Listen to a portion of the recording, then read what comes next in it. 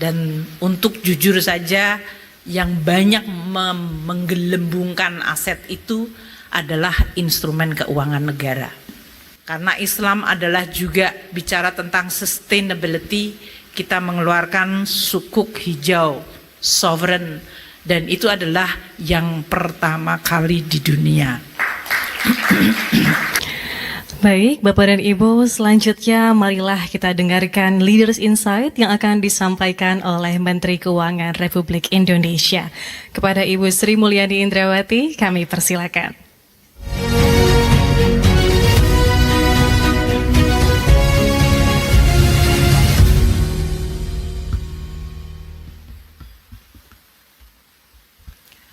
Bismillahirrahmanirrahim.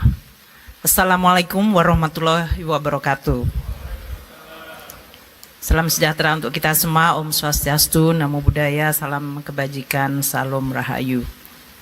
Yang kami hormati, kami banggakan Bapak Wakil Presiden Republik Indonesia ke-13 dan sekaligus juga tokoh ekonomi syariah nasional Bapak Kiai Haji Ma'ruf Amin. Ketua Umum Majelis Ulama Indonesia, Pak Anwar Iskandar, yang diwakili oleh Bapak Anwar juga, namun Anwar Abbas, beserta seluruh jajaran MUI, Bapak Gubernur Bank Indonesia sebagai Sahibul Bait, Pak Menteri PPN Kepala Bappenas, Pak Rahmat Pambudi, para pimpinan, para akademisi, para pelaku, dan juga para hadirin sekalian yang berbahagia. Alhamdulillahirrabbilalamin, kita semuanya hari ini atas berkat rahmat dan hidayah Allah Subhanahu wa Ta'ala dapat berkumpul untuk melakukan suatu kegiatan saresehan nasional ekonomi syariah. Sholawat dan salam selalu kita curahkan untuk Rasulullah dan keluarga dan sahabatnya serta umatnya. 80 tahun yang lalu, para pendiri bangsa Indonesia berjuang untuk memerdekakan negeri ini. Mereka mewariskan sebuah cita-cita agar negara yang baru lahir akan menjadi sebuah negara yang mampu menciptakan dan menjaga kedaulatannya, menciptakan keadilan dan kemakmuran.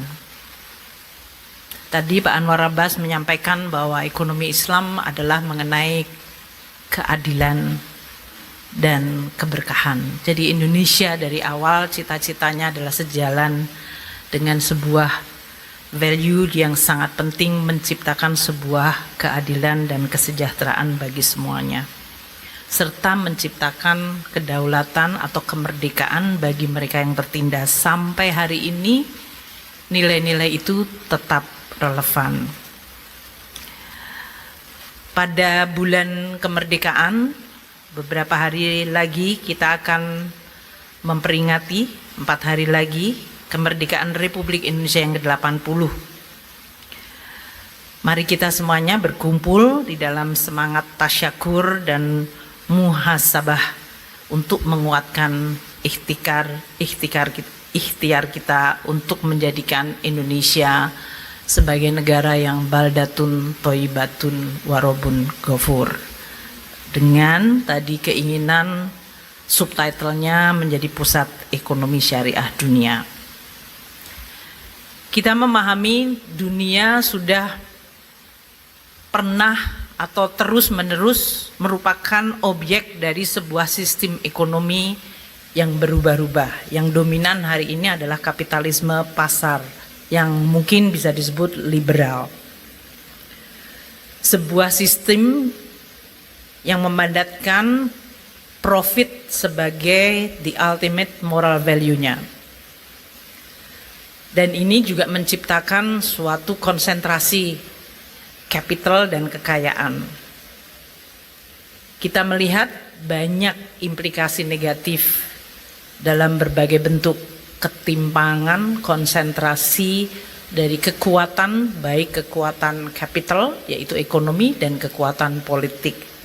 pada segelintir manusia. Kalau kita lihat di dalam dunia hari ini, berapa banyak billion and billion itu dicurahkan untuk artificial intelligence development. Ini karena ada konsentrasi capital pada sekelompok kecil dari perusahaan atau orang-orang yang menguasainya. Ini menimbulkan keresahan dunia, bagaimana governance atau tata kelola ekonomi dunia yang akan semakin didominasi oleh konsentrasi kekuasaan capital di tangan sekelompok kecil. Antitesanya, dulu ada yang muncul manifesto komunis dari Karl Marx dan Friedrich Engels yang memunculkan teori komunisme dan sosialisme, di mana alat-alat produksi tidak dimiliki secara pribadi, tapi dimiliki secara kolektif. Ini juga menimbulkan dampak negatif di dalam bentuk ketiadaan motivasi untuk mencapai yang terbaik karena sama rata dan sama rasa. Di dalam konteks pergulatan ideologi dunia inilah ekonomi Islam muncul dan seharusnya menjadi sebuah inspirasi atau juga sekaligus jalan ketiga, wasatiyah. Sistem yang berlandaskan kepada sebuah etika dan moral yang inklusif, berkeadilan. Namun ini juga menimbulkan suatu pergulatan bagaimana mewujudkannya. Karena kita akan dihadapkan kepada sebuah sistem mekanisme yang sudah sangat established. Juga dari sisi pemikiran strategi untuk memainstreamkannya.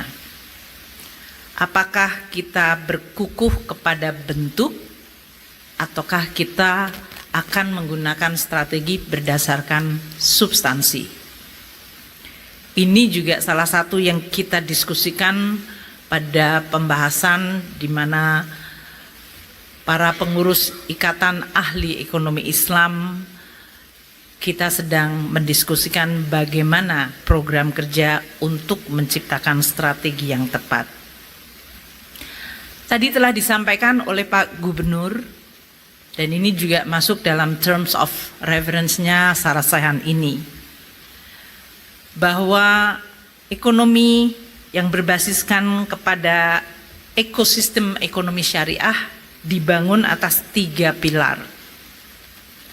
Halal value chains yang tadi telah disampaikan oleh Pak Gubernur. Pak Gubernur itu pandai sekali untuk membuat sound bite. Jadi kalau hal yang sifatnya hanya omong-omongan yang kelihatannya membosankan kemudian diciptakan sound bite, itu menimbulkan suatu emotional attachment atau paling tidak attraction terhadap itu. Jadi dari mulai gerbang apa tadi? Gerbang santri, jawara ekspor, dan 3 rukun tadi. Jadi 3 pilar yang kita tahu adalah halal value chains, keuangan syariah yang kedua, dan yang ketiga adalah dana sosial dan literasi yang inklusif yang telah disampaikan oleh Pak Gubernur. Saya mungkin akan menyampaikan dari sisi instrumen yang memang Kementerian Keuangan harus kelola, yaitu keuangan negara sebagai instrumen atau tadi sebuah kendaraan yang ingin mengantarkan, melajukan, dan membuka jalan bagi banyak yang tadi keinginan untuk aspirasi menciptakan ekonomi syariah sebagai terbesar di dunia. Maka tidak terhindarkan kalau mengundang Menteri Keuangan pasti ngomong tentang keuangan negara dan anggaran pendapatan belanja negara.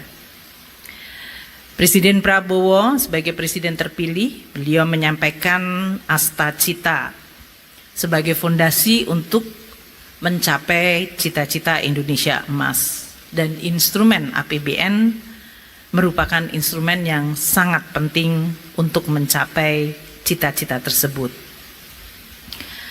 Kami ingin menyampaikan bahwa di dalam mendesain dan melaksanakan Astacita, substansi keadilan begitu sangat kental, dan itu adalah konsisten dengan ekonomi syariah. Kami menyampaikan saja dalam hal ini bahwa anggaran pemerintah pusat yang langsung dinikmati oleh masyarakat terutama kelompok bawah mencapai 1.333 untuk tahun ini. 2 hari lagi Bapak Presiden akan menyampaikan untuk tahun depan dan angkanya akan lebih besar sekali. Dari mulai perlindungan sosial, jadi kalau kita bicara tentang keadilan, bagaimana yang lemah kita bantu. Kalau dalam bahasa syariah itu yang disebut menggunakan zakat, wakaf. Pada dasarnya mereka yang mampu harus menggunakan kemampuannya, karena di dalam setiap rezeki dan harta yang kamu dapatkan ada hak orang lain. Bukan ustazah ya dalam hal ini. Tapi ini karena Menteri Keuangan juga dalam setiap rezeki Anda ada hak orang lain. Caranya hak orang lain itu diberikan, ada yang melalui zakat, ada yang melalui wakaf, ada yang melalui pajak. Dan pajak itu kembali kepada yang membutuhkan. Kami sampaikan 10 juta keluarga tidak mampu diberikan program keluarga harapan. Bahkan diberikan tambahan sembako untuk 18 juta keluarga. UMKM yang belum mampu kita berikan akses tadi. Jadi itu adalah akses kapital. Dengan kita tahu kemampuan untuk membayarnya yang terbatas, maka diberikan subsidi terhadap beban biaya dananya. Itu bisa distrukturkan secara syariah. Mereka yang perlu untuk mendapatkan pelayanan kesehatan, mulai dari diagnosa, pelayanan kesehatan gratis, pemeriksaan kesehatan gratis, dan sekarang dibangun akses-akses kesehatan, puskesmas, BKKBN, posyandu, hingga rumah sakit di daerah-daerah yang sekarang di-upgrade, sehingga kalau menggunakan Menteri Kesehatan, jangan orang yang terkena serangan jantung tapi di daerah terpencil harus dibawa ke Jakarta, baru jalan 10 kilo sudah dijemput malaikat maut. Takdir mengenai kematian kita nggak pernah tahu, tapi ikhtiar untuk kita memperbaiki masyarakat untuk mendapatkan hak kesehatan itu adalah ikhtiar kita. Pendidikan, Bapak Presiden sekarang sudah mulai membuka sekolah rakyat. Rakyat yang kemarin saya kebetulan datang, dari mulai orang tuanya pemulung, pekerja harian yang tidak memiliki pendapatan, anaknya kemudian mendapatkan sekolah, diasramakan dan mendapatkan pendidikan dengan kualitas yang baik serta bimbingan keagamaan. Itu adalah semuanya tadi hak dari rezeki yang kamu miliki untuk orang lain. Di bidang pertanian dan energi, Presiden juga menyampaikan mengenai ketahanan energi dan pertanian pangan. Tidak ada negara yang mampu menjaga kedaulatannya dan memakmurkan rakyatnya apabila tidak mampu memenuhi energi dan pangan.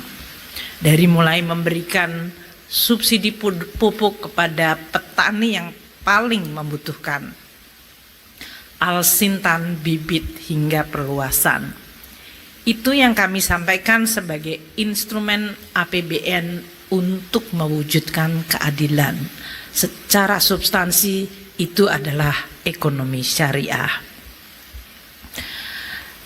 Namun kami juga terus akan mendorong berbagai instrumen yang memang sifatnya spesifik. Telah disebutkan dalam RPJM mengenai Indonesia sebagai pusat ekonomi syariah dunia. Pangsa aset keuangan syariah yang telah mencapai 51,42% makin akan ditingkatkan. Dan untuk jujur saja, yang banyak menggelembungkan aset itu adalah instrumen keuangan negara. Sukuk di Indonesia didominasi oleh sukuknya negara. Korporasi mungkin perlu untuk didorong lebih banyak lagi. Tanpa itu Indonesia tidak akan menembus pada radar yang cukup tinggi, baik sukuk lokal maupun global. Masyarakat kita kelas menengah yang di sini pasti memiliki tabungan, mereka membutuhkan alat investasi. Dan oleh karena itu bisa meletakkan di bank syariah yang kita sudah merge waktu itu, Pak Kiai Ma'ruf yang meminta cukup persisten agar terjadi sebuah skala yang besar, dan itu terjadi dengan reformasi undang-undang P2SK. Beliau sangat meneliti pasal-pasal yang akan memberikan keberpihakan kepada bentuk institusi yang berbasiskan pada syariah.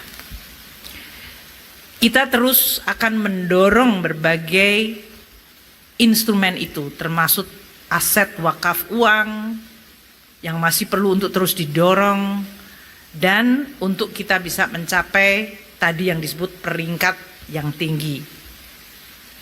Kalau saya sedang diskusi dengan Presiden Islamic Development Bank mengenai anggota dari ISDB adalah negara-negara OIC.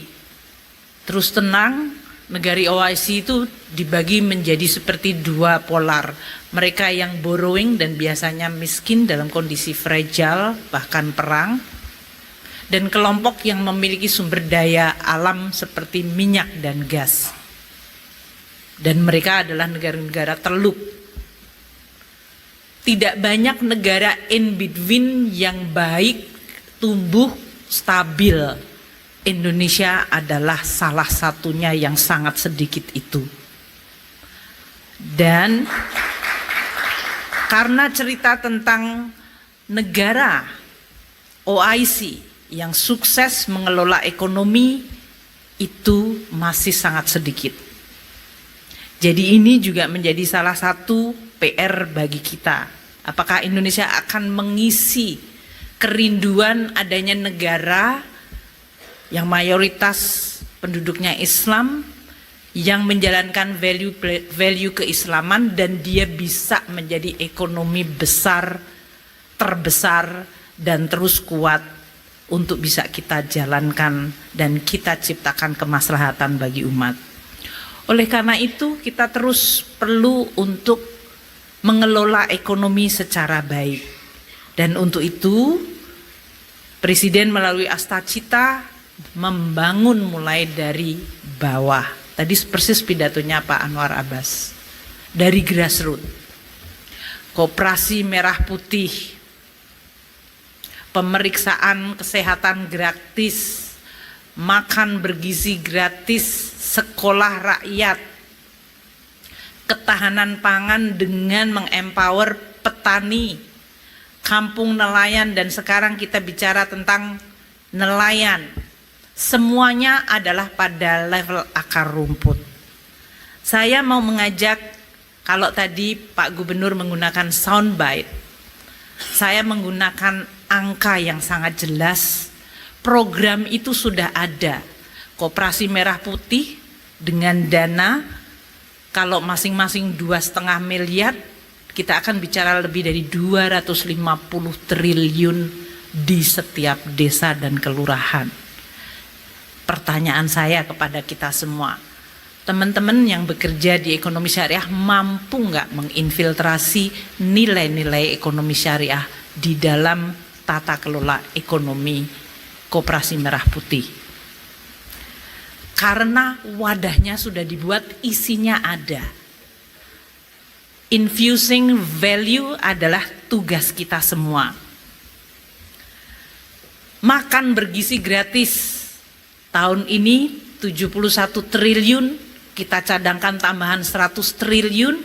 Tahun depan kalau Pak Rahmat tahu sekali, kalau 82 juta akan mendapatkan itu lebih dari 300 triliun. Dananya ada, value chain-nya tadi kalau mau dibuat dilingkan dengan tadi gerbang santri, value chain halal, kami sudah membuatkan programnya. Teman-teman mau bersibuk-sibuk untuk mengisi dalam bentuk gerbang value chains-nya untuk meningkatkan industri halal. Sekolah rakyat 200 sekolah sampai tahun depan. Saya kemarin tanya, anak-anak diberi makan 3 kali sehari, 2 kali snack. Siapa yang mensuplai? Jadi artinya kailnya sudah ada. Teman-teman perlu mengaitkannya itu, dan saya berharap di dalam Sarasehan ini lebih berfokus kepada strategizing dari platform presiden yang sudah memberikan pemihakan dan tujuan untuk mencapai keadilan di bumi Indonesia. APBN adalah instrumen bagi kita semuanya, dan kita akan terus menggunakan instrumen itu untuk bisa menjawab dan mencapai ideal-ideal yang ingin kita capai, tujuan-tujuan ideal yang ingin kita capai. Maka kita terus mengembangkan berbagai di dalam APBN.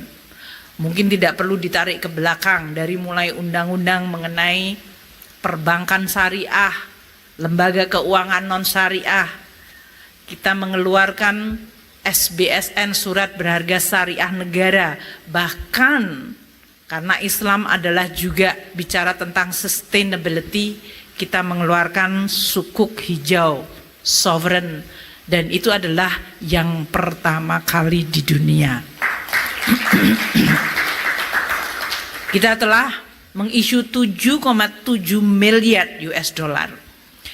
Di pasar domestik 84,7 triliun, di mana banyak investor retail. Saya harap yang di ruangan ini termasuk yang membeli SBSN retail kita, karena dia adalah untuk membangun berbagai proyek-proyek dari mulai kampus-kampus, sekolah, rumah sakit.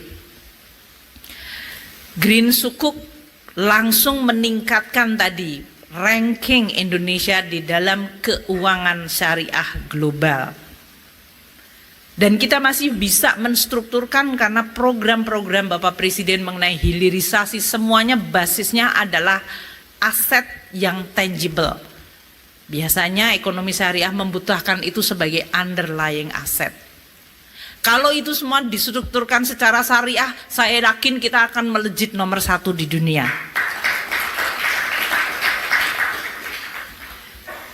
Itu adalah salah satu cara strategi yang menurut saya perlu untuk dipikirkan dan diikhtiarkan. Tantangan paling besar adalah bagaimana dengan struktur yang sifatnya syariah tidak menambah beban, tidak menciptakan inefisiensi, dan kemudian bahkan menimbulkan moral hazard. Karena sama seperti instrumen yang lain, begitu dia digunakan dengan etika yang salah, maka dia juga bisa menjadi instrumen yang menyengsarakan. Maka kita juga perlu untuk saling menjaga. Saya tidak akan menyampaikan mengenai berbagai instrumen lain yang terus kita dorong, seperti kas, wakaf, link, sukuk. Ini juga salah satu kita coba lakukan. Instrumen yang kita terus berinovasi dengan berbagai cara tetap sesuai dengan prinsip kesyariahan, namun bisa menjawab masalah kekinian yang nyata. Dan ini telah mendapatkan penghargaan dari Islamic Development Bank sebagai inovatif financing sosial yang berbasis wakaf. Jadi terima kasih kepada teman-teman yang semuanya terus melakukan inovasi. Saya tidak ingin contohnya hanya satu. Yang pertama kali dulu sama Pak Kiai Maruf kita luncurkan ya Bapak, yaitu Rumah Sakit Mata Ahmad Wardi. Harusnya ada yang lain dan segera bisa menyusul. Tadi yang disebut sebagai penumpang. Proyek-proyek yang terus kita akan tingkatkan mengenai bagaimana penggunaan nilai buku untuk pengalihan dan perolehan harta untuk penggabungan, peleburan, pemekaran, pengambil alihan usaha. Persepsi mengenai ekonomi syariah yang dianggap lebih repot dari sisi strukturnya harus bisa kita hilangkan.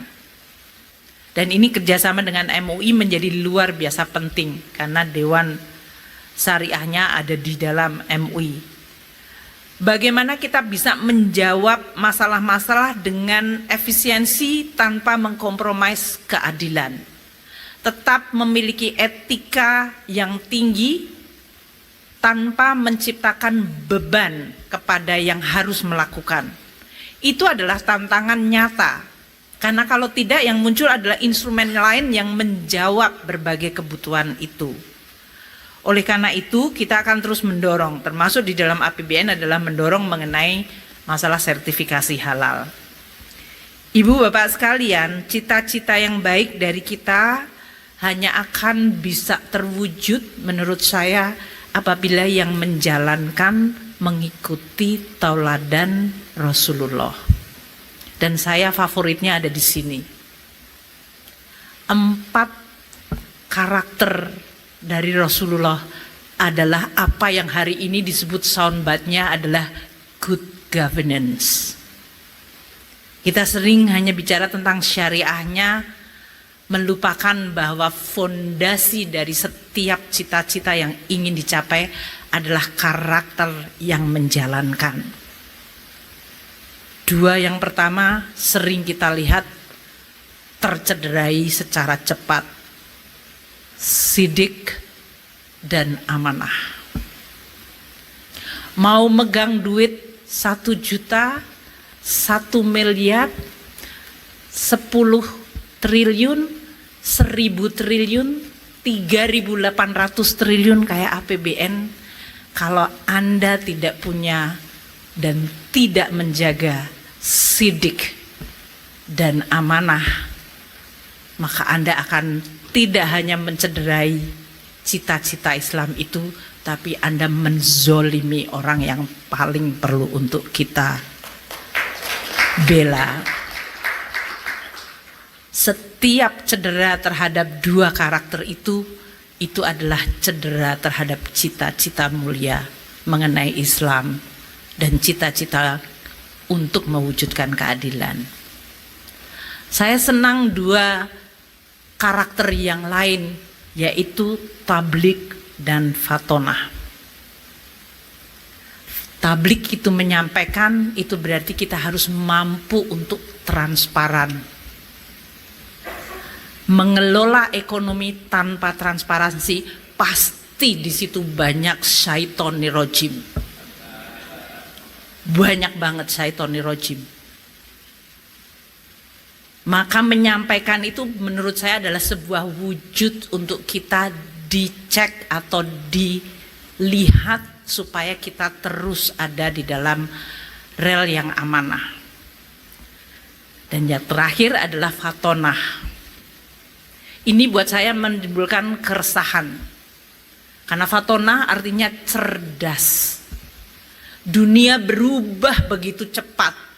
Hari ini digital teknologi mendikte dan orang semua membuat prediksi 10 tahun ke depan dunia akan berubah luar biasa karena teknologi. Kita lihat perang sekarang saja.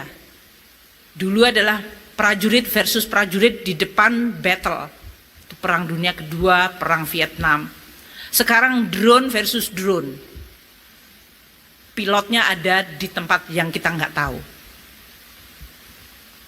Sekarang semua negara sudah mulai berpikir coupling saya di planet Mars di mana. Islam seharusnya memiliki keresahan terhadap aspek kecerdasan ini. Dan saya berharap pada sarasehan ini kita mampu untuk mengikuti karakter mulia dari Rasulullah yang kita semua cintai. Bagaimana kita menciptakan sebuah kecerdasan sosial. Kecerdasan individual kita lakukan, memberikan tadi Presiden sekolah rakyat, sekolah unggulan. Sekarang beasiswa LPDP yang sudah lebih dari hampir 650.000 bisa sekolah di sekolah manapun terbaik di dunia.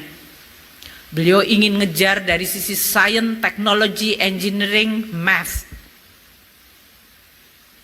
Karena tanpa itu kita akan asik dengan kata-kata dan dengan berbagai program-program yang mungkin kecil dan tidak menyelesaikan persoalan, jangankan umat manusia, bangsa kita sendiri mungkin masih jauh.